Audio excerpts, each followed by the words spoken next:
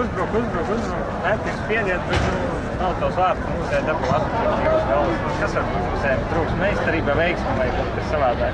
Nu, es domāju, ka pietrūks gribas spēku, jo tāpēc, ka Dāņi tagad cīnās par palikšanu elitē.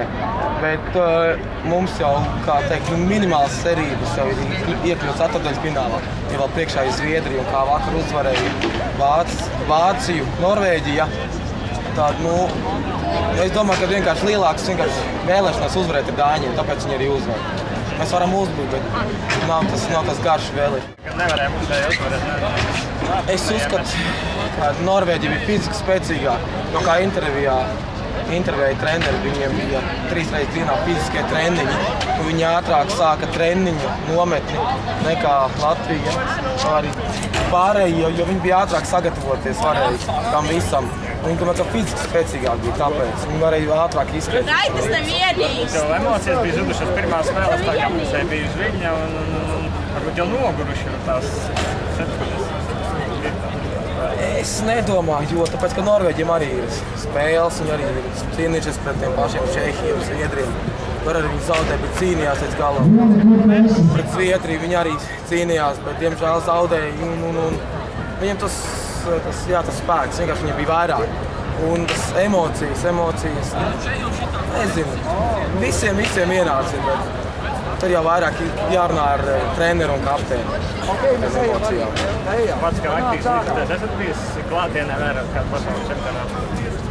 Pagaidām nav bijis iespēja. Es vēlējos šogad aizbraukt, kā nekā tuvu uz Zviedriju. Bet, darbs nesanāca apvienot visu. Kādi tavējie favorīti, kas varētu pasaules čempionātu? Tagad, ja godīgi, mani favorīti ir Krievija un Norvēģija. Ja godīgi, tiešām skatieties, kā Norvēģija tagad spēlē. Norvēģija un Krievija. Vai Rīgā vispār godīgi, nē, tikai šeit apkārt pie fanu spēles. Kādos bāros, bet tā. Jautājums, vai zināt, cik pirmajā spēlē tika izdzerts alus litru? Tā kā spēle notika 5 dienā, tad es uzskatu, ka varētu būt samērā daudz, cik visvairāk skatītāji, tie, ko krievu fani bija. Es nemalošu. Litri savi 400-500 bija.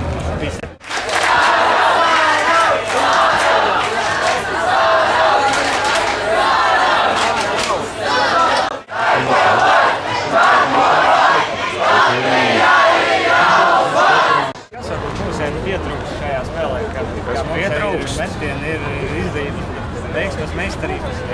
Pietrūks gan veiksmes, gan meistarības, gan arī Latvijas izlases slimība zaudēt vājākiem pretiniekiem. Tā psiholoģiskā nenauturība vai... Es pieļauju, ka tas es pieļauju, ka psiholoģiski viņi noskaņojas kā uz vājāku pretinieku. Un tā ir problēma, jo Dāņi tāpatās neatdos uzvaru. Neatdos, pat ja viņiem nav ko zaudēt, viņi neatdos uzvaru. Tas ir ar jebkuru izlasi, jebkuru spēli. Tas pats pret Norvēģiem. Viņus uzskatīja par vājākiem, tāpēc mēs zaudējām un traģiski zaudējām. Kas ir jāuzlabo pēdējā trešdaļā, lai vārtus?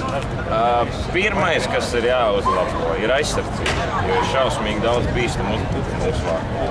Ir nenormāli daudz bīstamu uzbrukumu. Ja būs laba aizsardzība, ja būs mazāk tādu bīstamu momentu, arī mūsējiem būs labāks tas psiholoģiskais. Un viņi ies uz priekšu. Un Kāds tagad tavējais favorīts, kas uzvarēs pasaules čempionātā? Favorīts? Es negluži favorīts mans, bet kas man izskatās, tā ir Krievi. Viņi ir pārliecinoši. Nevienu zaudējumu, visus uzvaras pamatlaikā un pārliecinoši. Vai vispār Rīgā jūtas šeit, kad notiek pasaules čempionāts? Ārpus telts? Patiesībā nē. Es šitā ceļu cauri braucu ar riteņu, bet cauri visai Rīgai es esmu vienīgais. Es nevienu citu neredzu cilvēku, kas man skatās un brīnās, vēl piedāvā bildēt.